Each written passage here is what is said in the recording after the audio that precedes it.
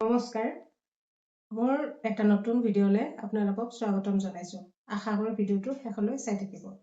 আপুনি যদি বিভিন্ন সমস্যাত পৰি আছে নাইবা বিভিন্ন বেমাৰ আজাৰত আপুনি যদি ভুগি আছে, তেতিয়াহ'লে এক্সেছ বাৰ্ছৰ এটা ছেশ্যন লৈ চাব পাৰে আৰু আপোনালোকে নিজে অনুভৱ কৰিব জীৱনটো কেনেদৰে আপোনালোকৰ সলনি হৈছে। কাৰণ মানুহৰ জীৱনত বিভিন্ন দুখ কষ্ট বেমাৰ আজাৰ হৈ থাকিলে মানুহৰ একোৱে ভাল নালাগে। পইচা থাকিলেও মানুহজনৰ জীৱনত যদি দুখ কষ্ট থাকে বেমাৰ আজাৰ থাকে তেতিয়াহ'লে আপুনি কেনেদৰে বাচি থাকিব। গতিকে সেই গোটেইখিনিৰ পৰা পৰিত্ৰাণৰ কাৰণে আপুনি যদি এক্সেছৰ এটা মাত্ৰ ছেশ্যন লৈ চাব পাৰে, তেতিয়াহ'লে আপুনি নিজেই দেখিব আপোনাৰ জীৱনটো কেনেদৰে সলনি হৈ গৈছে। টকা পইচাৰ কথা কোৱা নাই ইয়াতে এতিয়া মই মোৰ নিজৰ কথাই কওঁ। মই আগতে বহুত বেমাৰত ভুগিছিলোঁ, বহুতকেইটা বেমাৰ আছিলে, বিভিন্ন দুখ কষ্ট টেনশ্যন এইবিলাক আছিলে। গতিকে মই এতিয়া এক্সেছত অহাৰ পিছৰ পৰা মই এতিয়া সম্পূৰ্ণ মুক্ত, সেইবিলাকৰ পৰা সম্পূৰ্ণ মুক্ত।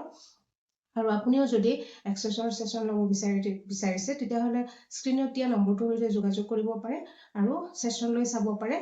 তেতিয়াহ'লে আপুনি নিজেই দেখিব, নিজেই গম পাব আপোনাৰ জীৱনটো কেনেদৰে সলনি হৈ উঠিছে। ধন্যবাদ।